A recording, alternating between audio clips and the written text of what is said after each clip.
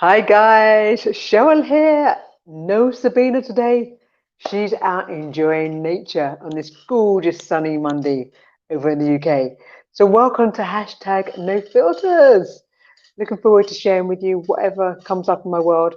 I just realized I'm sitting on a squeaky chair, so I'm gonna do my best to stay still. Um, so guys, wow, what's going on in your world? What's going on in my world? I've just had a really lovely walk into town about with my partner, and it's really interesting because for some of it, and I managed. We walked along this really sort of. There's lots of lovely green underneath all the main roads, sort of the old villages where they're joined up. So it was really kind of relaxing in that respect. But I noticed we spent quite a lot of time talking about what's going on in the world and talking about, obviously things like COVID and our perspectives on it. And it's one of those things where we can spend so much time talking about the things we either do or don't agree with versus really maybe focusing our energies on what we desire. Now, some people might say if you focus your energies on what you desire, you're not really realistic, you're not really paying attention to the world. But it's like this, isn't it? You get in a car, and if you're basically the car will go in the direction that you put it in, that you're focusing it, the wheels on, right? The direction that you're focusing in that respect. So it's the same with our lives. If we spend our time pushing against things or talking about what we don't like, then we can't even hope to create what we want. And we're kind of taught that the only way to change things is by pushing against what we don't want.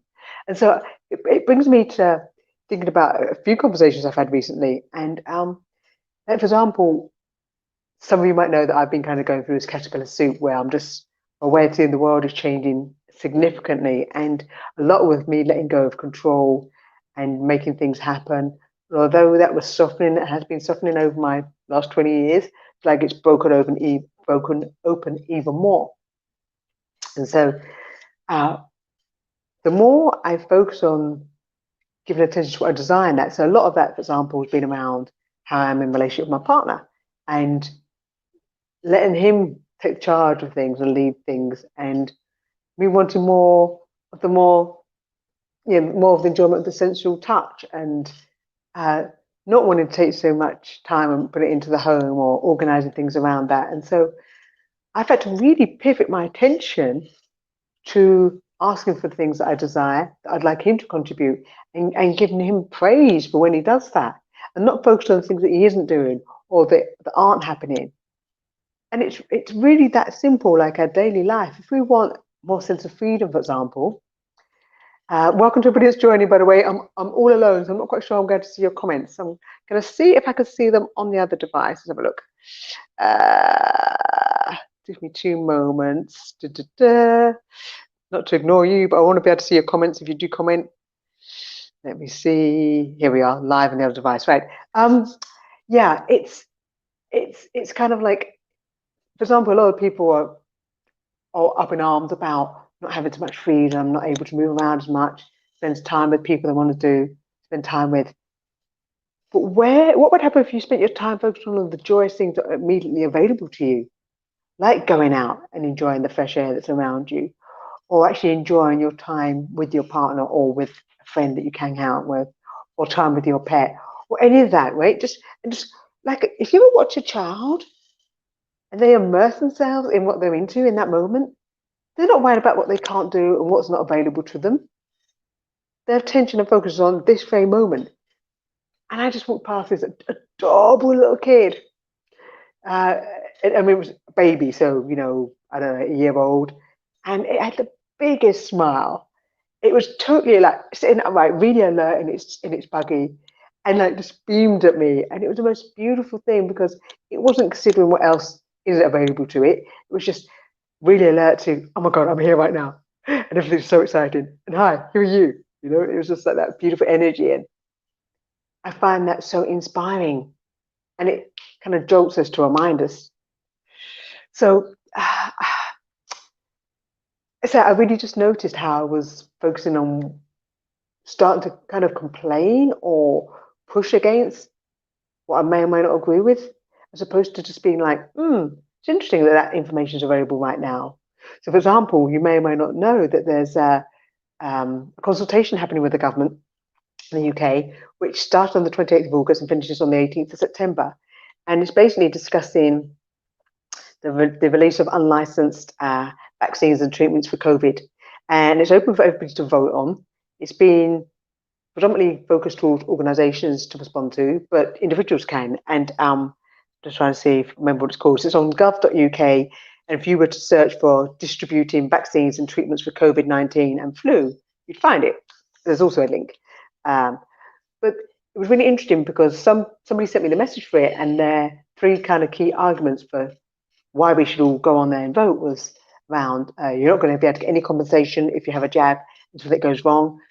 The jabs are going to be administered by people that aren't doctors necessarily, and that you won't be able to get any compensation, which I've just said. That the vaccine is going to be unlicensed, which means tested, but not necessarily fully tested.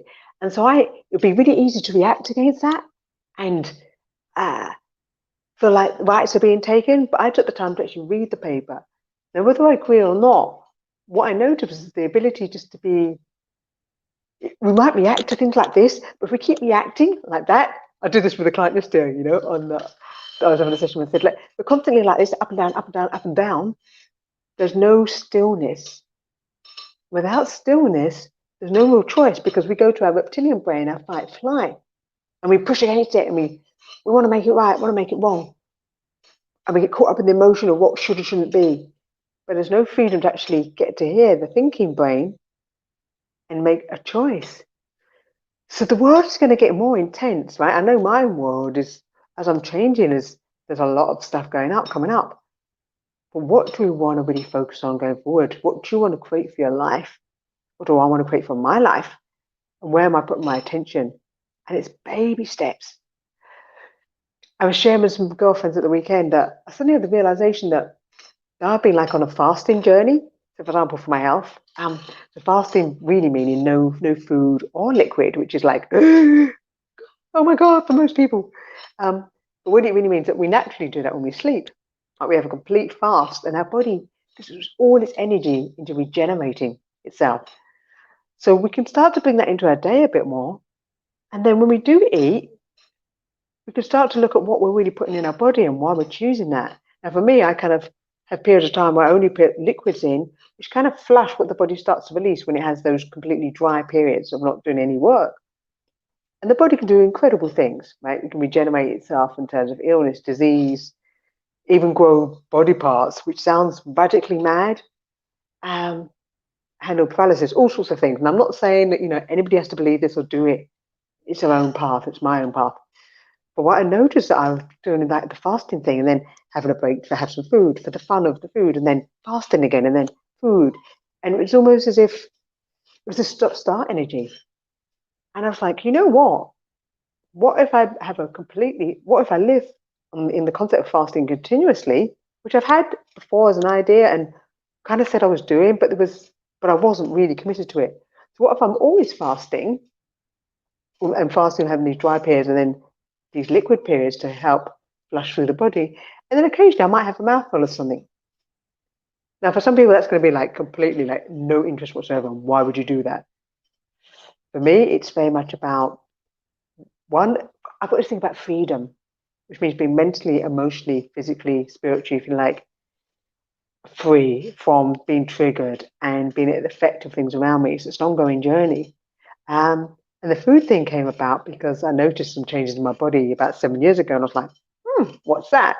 And so I began exploring what food really was and what it could do for us and how it affects our body. And so for me, it's been a fascinating spiral in that I hadn't realized, but there was an addiction to food that I didn't think I even had, and how I was using it and how we do use it. And so I'll speak for me. I was using it, and it's very subtle. But we get a lot of kind of dopamine hits from it and serotonin releases, and it helps us deal with stuff where we don't necessarily look at what's coming up in our world emotionally. We use it for rewards and all sorts of things. So I can hear this really loud vehicle outside, so hopefully you guys can still hear me okay. But I was noticing what it was about, and I thought, at this time, where we are in our lives in the world, right? With all the craziness going on, the more I can be at a sense of ease and peace in my world, and food definitely affects that. When I have a day just eating quite normally, what people might call quite normal, or what they might call quite healthy, my body will react to it. I can feel it. My body has to work so much harder to process that, and it will sweat it out. You know, I'm like, well, what would happen if we shut down more? What would happen if we haven't got so much access to food? What if we don't have so much freedom and choice about what we can and can't eat? And like, where am I going to take responsibility for myself and what I create in my life? So for me, part of what I'm making a commitment to myself is that if I choose more of a fasting lifestyle for me specifically, I kind of don't, I'm not affected so much of what's going on in the food markets around us, or those craziness. Remember the early days, the craziness of people queuing up and the shelves being empty.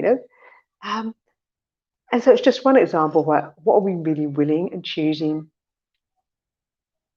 What are we really willing to do and be? Versus complaining, versus talk about what isn't working. Where in your life, just one little place, can you start to focus on what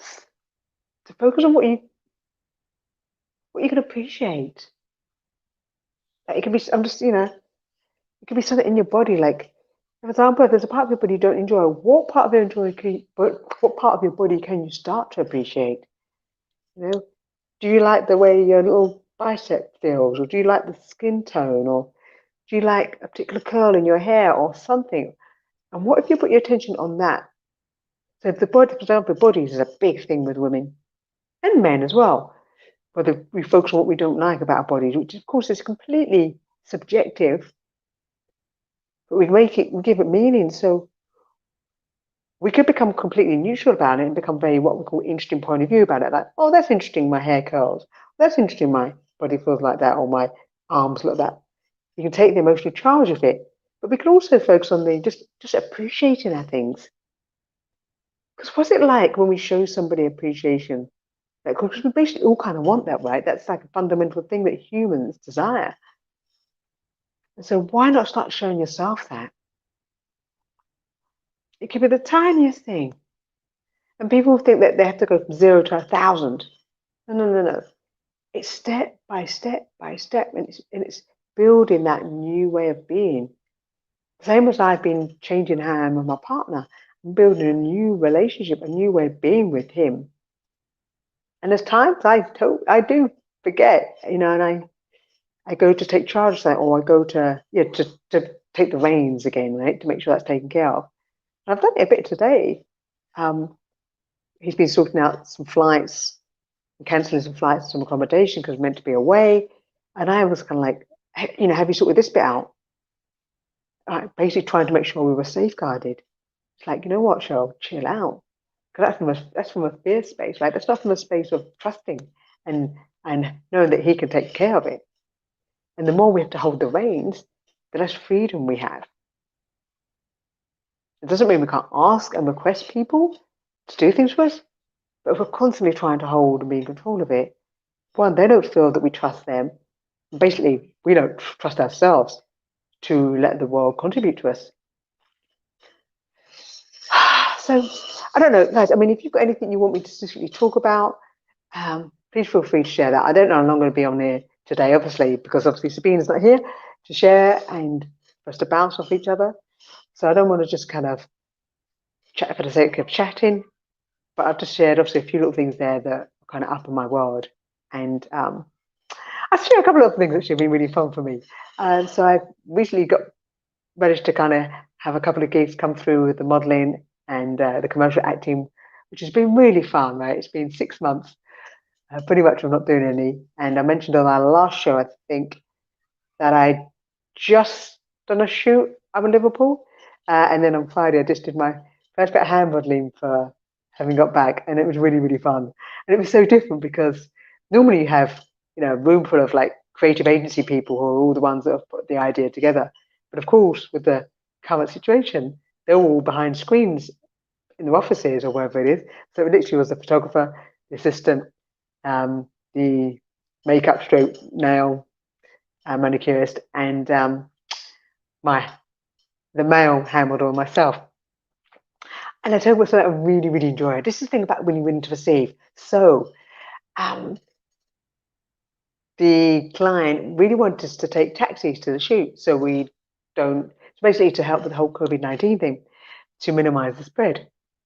And my first response was, "Do you know where I live? Like that's going to be quote quote quite a lot of money." So I checked in with my agent. They were like, "No, they kind of would prefer you to take a taxi." So I got a price and booked it in, and I suddenly realized, thought, "Oh my god, I was thinking that it's too expensive, or that it's not worth it, or I'm not worth it." And I was like, "Whoa, no, no, no, no, no, no, I'm totally worth it." No, not from a space like I'm better than you, so I'm worth it more than you are, but like I'm totally worth being taken to a shoot by taxi. And so I got a taxi all the way there, and that's what I was thinking about, getting the taxi there. Thinking about having that taxi organised for the next day to take me there. I was like, I'm going to get a taxi back too. As I checked in with them to make sure it was okay, and there was a little bit of negotiation, but I was like, why wouldn't I want to get a taxi home? So I got driven sort of an hour and a half each way for this gig, and it was like the super most cool thing ever.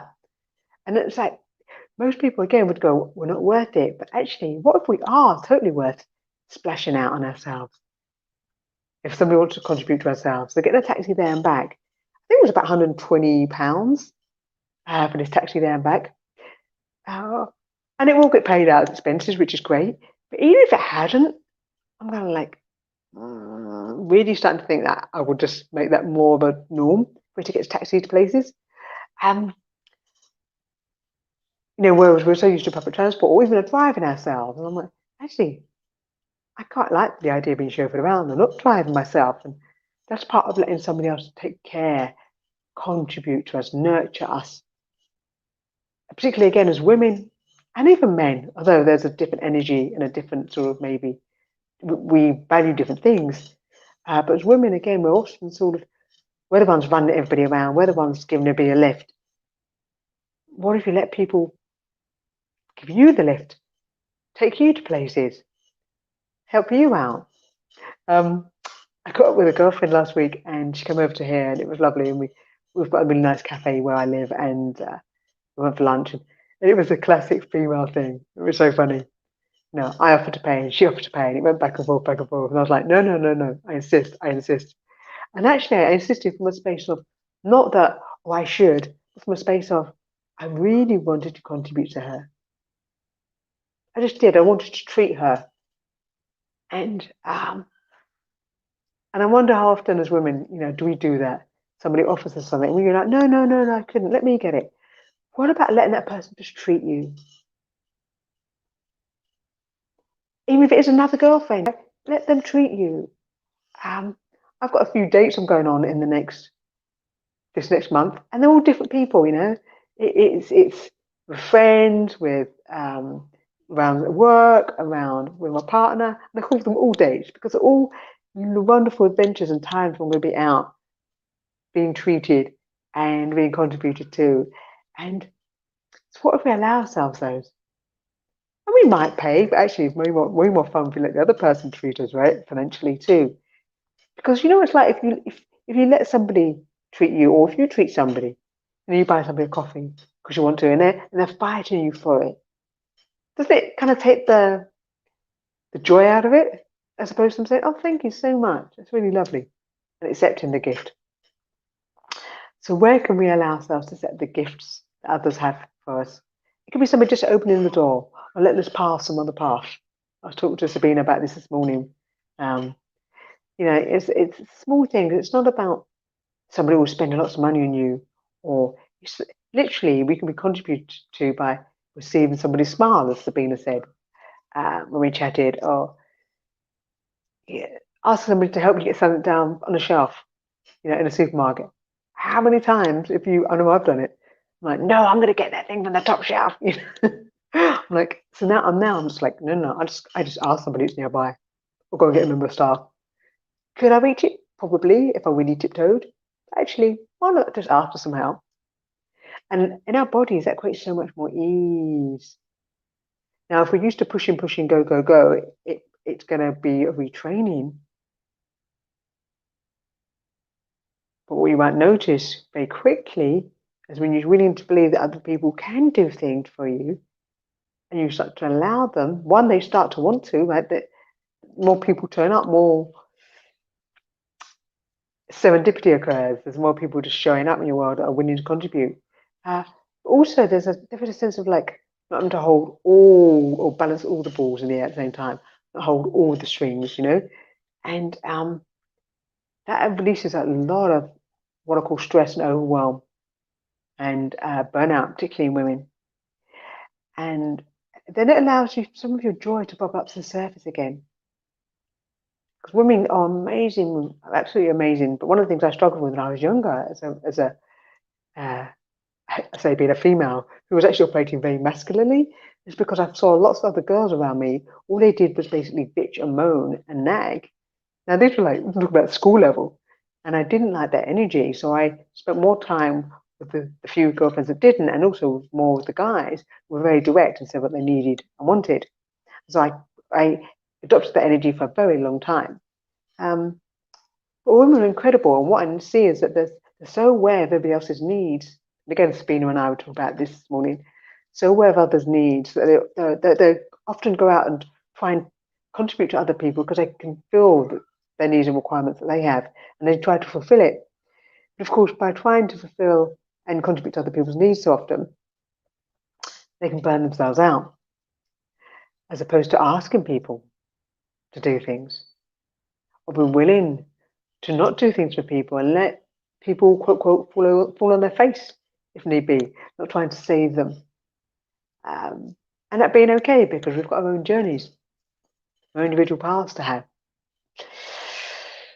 So, guys, I hope there's something that's been of value in there. I'm not sure I've got too much more that's kind of just bounced around in my head in the immediacy. I didn't want to come with a specific topic. I just wanted to come up with what was been bouncing in my world over the last couple of days. So yeah, I really hope there's something there that's of value with you. Sabina and I will probably be back on possibly next week. We're kind of going for every 2 weeks. But hey, it could be weekly, it could be monthly. It's just the idea of going with the flow as and when. Thanks so much for watching this now and in the future. Please feel free to share it with your friends. Obviously, it's on Sabina's True Drew yoga page. Also put it on my page, Joyful Bodies Official. It also goes to the YouTube channel that we've got, which I can put the link of in the comments once I've done. Share it with your friends. There's some great stuff on my page, as I say, Joyful Bodies Official, and some really cool videos and things on there. And again, I just post as and when. And at the moment, it tends to be just these no filter shows. But who knows what else might turn up. Have a great week, guys. Really nice seeing you, and hope it's been a